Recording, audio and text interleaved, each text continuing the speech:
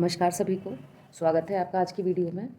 जैसा कि आप जानते हैं कि हमने 500 की एक सीरीज़ शुरू की है जिसमें हम कॉमर्स के ऑलमोस्ट सभी क्वेश्चंस को, जो कि एग्जाम पॉइंट ऑफ व्यू से बहुत इंपॉर्टेंट है, उन सभी को हम कवर करने का कोशिश करेंगे।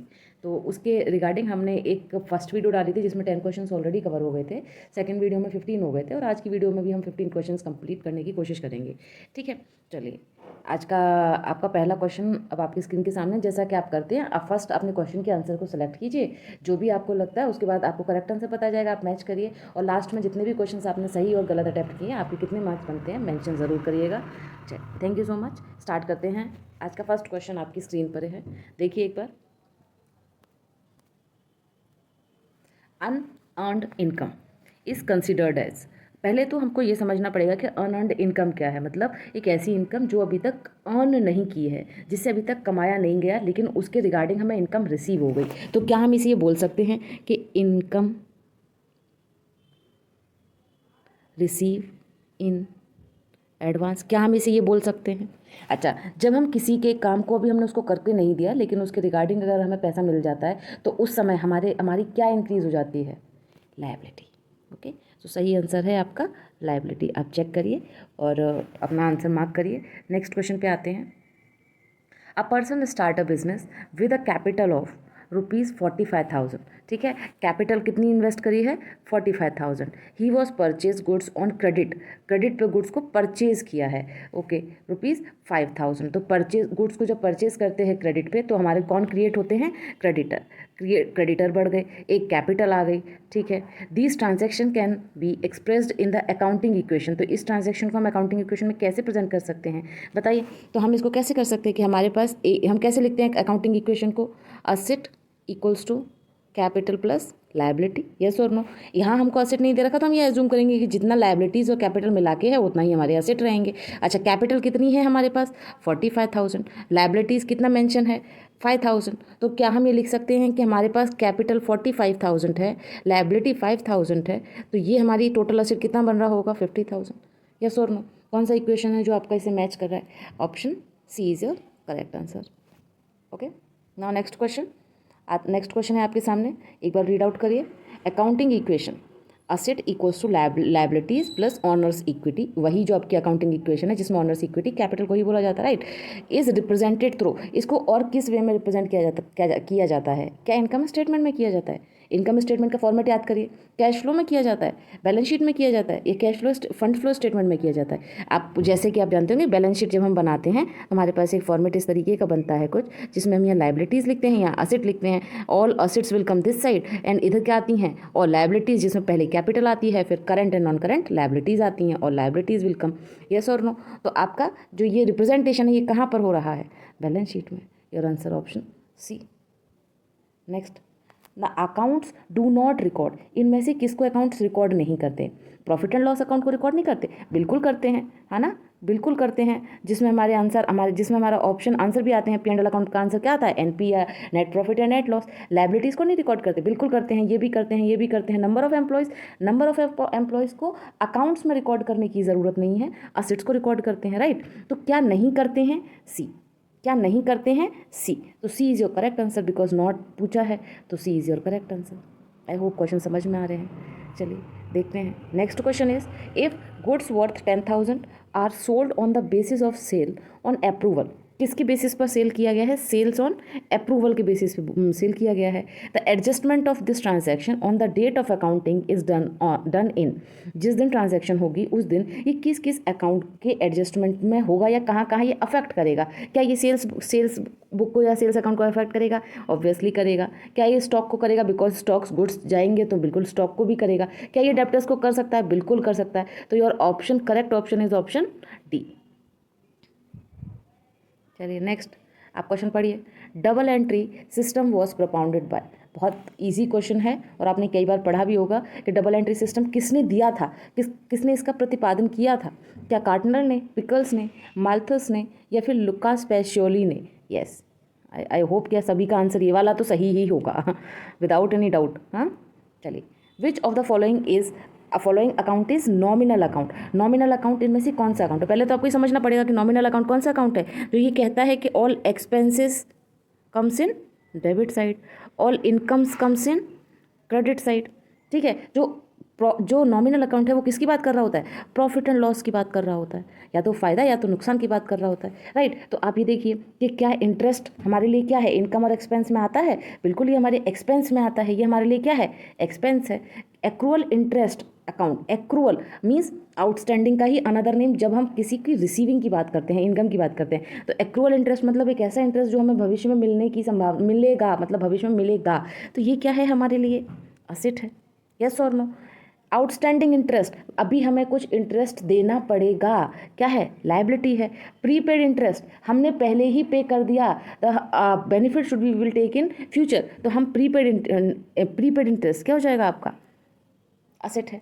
तो अब हमें पता है कि असेट लायबिलिटीज़ तो रियल अकाउंट से डील करेंगे, यहाँ पर एक्सपेंस है, हमारा आंसर ए हो जाएगा, ए इज योर करेक्ट आंसर, जो कि नॉमिनल अकाउंट में आएगा।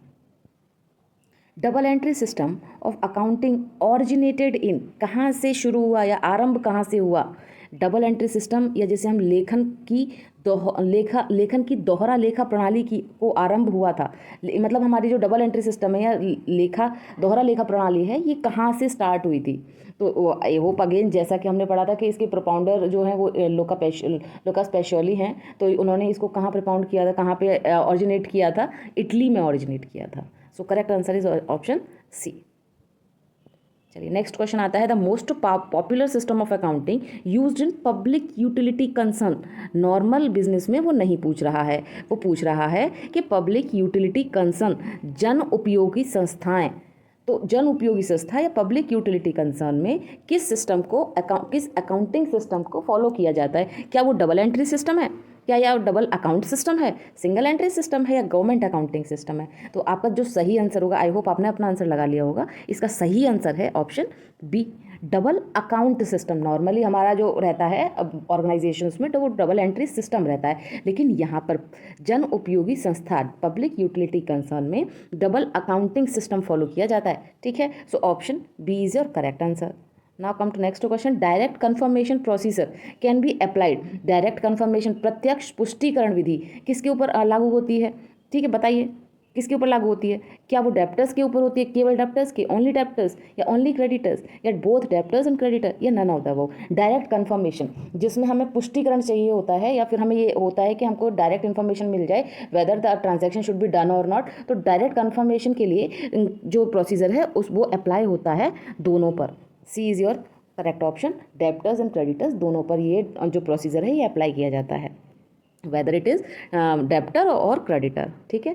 Now come to next option, next question, GAAP GAAP required to क्यों ज़रूरी है, बताइए। पहले तो इसकी आपको डेफिनेशन ही पता होनी चाहिए, क्या डेफिनेशन है इसकी, बताइए। जनरली एक्सेप्टेड अकाउंटिंग प्रिंसिपल, ये आपका हो जाएगी GAAP, गैप की फुल फॉर्म। ये रिक्वायर्ड क्यों है, क्यों आवश्यक है, क्या वो उसके लिए ग्लोबल हार्मोनाइजेशन इन अकाउंटिंग के लिए ज़रूरी है, या वैल्यूज़ के लिए, प्राइस के लिए, जर्नल्स के लिए। सो your correct answer is option A, option A, global harmonisation in accounting. सभी वैश्विक रूप से लेखांकन जो होता है ना कि उसको प्रॉपरली हम दिखा सकें, सो ग्लोबल हार्मोनाइजेशन इन अकाउंटिंग के लिए हमारे गैप ज़रूरी है या रिक्वायर्ड है। चलिए next question, debit the receiver credit the giver is rule of, ये किसका रूल है, हमारे पास अगेन रूल्स ऑफ अकाउंट्स है ना, कल लास्ट वीडियोस में भी आप बताया था आपको कि 3 रूल्स ऑफ अकाउंट कौन कौन सा, पर्सनल, रियल, नॉमिनल। तो इसमें पूछा गया है कि debit the receiver credit the giver is rule of, ये तीनों में से किसका है। तो ये तो नहीं होगा, अभी जस्ट डिस्कस किया कि प्रॉफिट एंड लॉस से रिलेटेड होता है, ये असेट से रिलेटेड होता है, राइट। तो हमारे ये कौन सा हो जाएगा, अब देखो गिवर की बात हो रही है, रिसीवर गिवर, तो कौन होगा, कोई इंसानी तो होगा जो या तो रिसीव कर रहा होगा, या तो दे रहा होगा, या तो ले रहा होगा, राइट। सो रिसीवर और गिवर, तो ये कोई तो पीपल हो सकते हैं ना। So this rule is applicable on personal account, okay. Option B is your correct answer. Next, the only item that is not recorded in the books of account, इनमें से कौन सा आइटम है या कौन सी ट्रांजैक्शन है जिसको रिकॉर्ड नहीं किया जाता। क्या गुडविल को रिकॉर्ड नहीं करते, ऑब्वियसली करते हैं। स्पेशल डिस्काउंट को बिल्कुल किया जाता है, कैश डिस्काउंट को बिल्कुल किया जाता है, किसको नहीं किया जाता है, ट्रेड डिस्काउंट को। Correct option is option D, option C. Trade discount है क्या वैसे, और क्यों दिया जाता है? किसी भी सेलर द्वारा सेल को इंक्रीज करने के लिए जब कोई डिस्काउंट दिया जाता है उसे ट्रेड डिस्काउंट कहते हैं। तो इसे आपको किसी बुक्स ऑफ अकाउंट में लिखने की ज़रूरत नहीं पड़ती। ठीक है, चलिए next question is which of the following is not correct. Which of the following is not correct. इनमें से कौन सा जो अमाउंट ट्रांजैक्शन जो फॉर्मूलाज लिखे हैं वो करेक्ट नहीं है, बताइए। देखिए, आपको एक फॉर्मूला याद होना चाहिए, उसी से आप इस सभी को चेक कर सकते हैं। आपको फॉर्मूला आपका क्या है कि जब हम कॉक्स को कैलकुलेट करते हैं, कॉक्स को कैलकुलेट करते हैं तो हमारे पास आता है opening stock plus net purchase plus direct expenses minus closing stock. अब आप ये चेक कर लीजिए कि इनमें से कौन सा फॉर्मूला है जो इस फॉर्मूले में एडजस्ट नहीं हो सकता। फर्स्ट को देख लेते हैं, कॉक्स माइनस क्लोजिंग स्टॉक। इधर क्लोजिंग स्टॉक माइनस में है और इधर जाएगा तो प्लस में होना चाहिए, यहाँ तो माइनस में है, तो ये तो गलत है। अच्छा, अगला देखते हैं, परचेज, बिल्कुल परचेज, प्लस ओपनिंग स्टॉक, बिल्कुल plus opening stock, minus COX. अच्छा, कॉक्स को इधर लेके आएंगे तो माइनस में हो जाएगा, ठीक है, और क्लोजिंग स्टॉक उधर जाएगा तो प्लस में हो जाएगा, बिल्कुल ये तो सही है। Opening stock plus purchase minus closing stock is equals to COGS, ये भी सही है। Closing stock plus COGS cost of good sold. अच्छा, क्लोजिंग स्टॉक इधर माइनस में, उधर जाके कॉक्स के साथ प्लस में हो जाएगा, यहाँ तक तो ठीक है। माइनस परचेज, अच्छा प्लस यहाँ परचेज यहाँ प्लस में है, उधर जाके माइनस में हो जाएगी, वेरी गुड। यहाँ क्या बचेगा? ओपनिंग स्टॉक, ये भी सही है। अच्छा, ऑप्शन में क्वेश्चन में क्या पूछा था? Which one is not correct? So which one is not correct? Option A is not correct. So your correct answer is option A. चलिए नेक्स्ट क्वेश्चन देखिए, एंड आई थिंक ये क्वेश्चन आपका last question रहेगा। Yes, चलिए देखिए, gross profit is equals to. अब again gross profit का दो फॉर्मूला होता है, या तो आप उससे चले जाइए कि हमारे को क्या है, एक फॉर्मेट है हमारे पास ट्रेडिंग एंड P&L अकाउंट का। ट्रेडिंग अकाउंट में आप यहाँ परचेज लिखेंगे, यहाँ डायरेक्ट एक्सपेंस लिखेंगे, यहाँ पर सेल लिखेंगे, यहाँ पे क्लोजिंग स्टॉक लिखेंगे, राइट, स्टॉक लिखेंगे, तो जो यहाँ पे लास्ट आएगा वो GP आएगा। तो हम ऐसा बोल सकते हैं कि GP कैलकुलेट करने के लिए अगर हम सेल को प्लस करते हैं, क्लोजिंग स्टॉक को प्लस करके परचेज को माइनस करते हैं और डायरेक्ट एक्सपेंस को माइनस करते हैं, तो we will get GP, right. एक तो ये मेथड है, आप चेक कर लो कि क्या यहाँ पे गिवन है, सेल है। देखो फर्स्ट से चलते हैं, सेल माइनस क्लोजिंग स्टॉक है, माइनस तो बिल्कुल भी नहीं होना है, प्लस होना है दोनों को। सेकंड में sale minus cost of good sold, again formula check कर लीजिए, sale minus opening stock purchase, हाँ यहाँ पे भी ओपनिंग स्टॉक भी आएगा ना, हाँ बिल्कुल, ओपनिंग स्टॉक परचेज और प्लस क्लोजिंग स्टॉक नहीं होगा, ओपनिंग और क्लोजिंग में इन्वर्स रिलेशन होता है, ओपनिंग प्लस क्लोजिंग माइनस या क्लोजिंग प्लस ओपनिंग माइनस, उस तरीके से आप जिधर से भी शुरू करेंगे, ठीक है। तो ये भी नहीं होगी आपकी। अच्छा, इधर चेक कर लीजिए, sale plus closing stock minus opening stock, अच्छा ये कॉमन माइनस है, उसके बाद आपने क्या बोल दिया कि ये सारों को हम एक साथ ऐड कर देंगे, तो opening stock plus purchase plus all direct expenses, बिल्कुल सही यहाँ तक। बट गलती क्या हो गई, उसने क्या लिख दिया, एंड इनडायरेक्ट एक्सपेंसेस।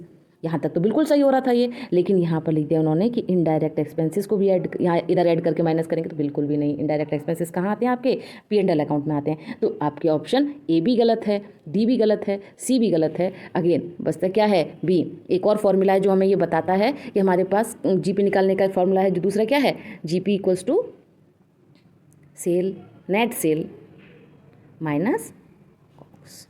तो ये आपका ऑप्शन बी करेक्ट आंसर हो जाएगा। होपफुली समझ में आ रहा होगा आपको, ठीक है। तो आप आज की वीडियो देखने के लिए आपका धन्यवाद। आप जैसे भी आपका रिजल्ट रहा, स्कोर रहा, आप प्लीज़ मेंशन करिए, और अगर आपको अच्छी लगे, यूज़फुल लगे, तो ज़्यादा से ज़्यादा शेयर करिए। Thank you so much.